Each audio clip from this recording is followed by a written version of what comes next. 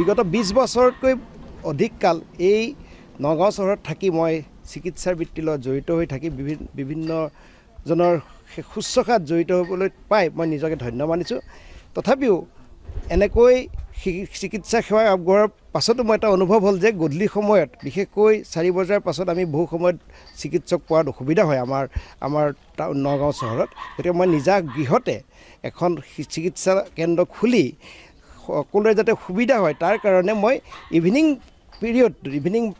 ভাগত মই এখন চিকিৎসা সেৱা কেন্দ্ৰ মই মোৰ ঘৰতে আৰম্ভ কৰিছোঁ। আশা কৰোঁ আপোনালোকৰ সহায় সহযোগিতা পাম আৰু এনেকৈ ভৱিষ্যতে আপোনালোকৰ সেৱাত ব্ৰতী হৈ থাকিব পাৰিম বুলি আশা কৰিছোঁ।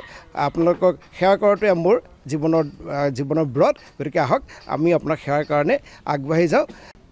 আজি ডক্টৰ শৰৎ কেওটৰ সংস্কৃতি স্বাস্থ্য কেন্দ্ৰ উন্মোচন কৰি নিজকে ধন্য মানিছোঁ। মই আচলতে সকলো স্বাস্থ্য কেন্দ্ৰকে বা স্বাস্থ্য ক্ষেত্ৰকে এখন সূৰ্যক্ষেত্ৰ বুলি ভাবোঁ।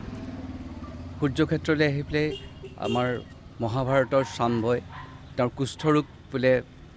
কুষ্ঠৰোগৰ পৰা পৰিত্ৰাণ পাইছিলে।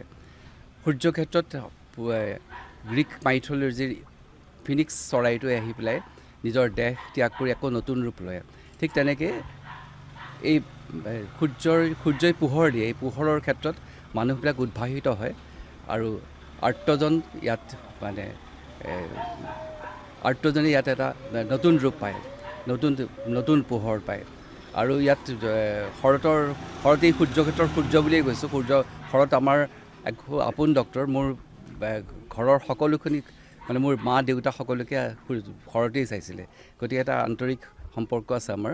আৰু ইয়াৰ লগত প্ৰীতিমণি শৰতৰ ভাৰ্যা প্ৰীতিমণি শৰ্মা ইয়াত জড়িত হৈ আছে।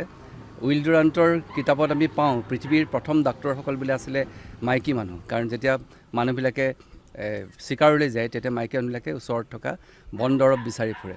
গতিকে দুয়ো যুগলবন্দী মই শুভেচ্ছা জনাইছোঁ। খুব ধুনীয়াকৈ এই স্বাস্থ্য কেন্দ্ৰটো চলিব আৰু মানুহক স্বাস্থ্য সেৱা দিব, মানুহে আঁকোৱালি ল'ব তেওঁলোকক। ধন্যবাদ।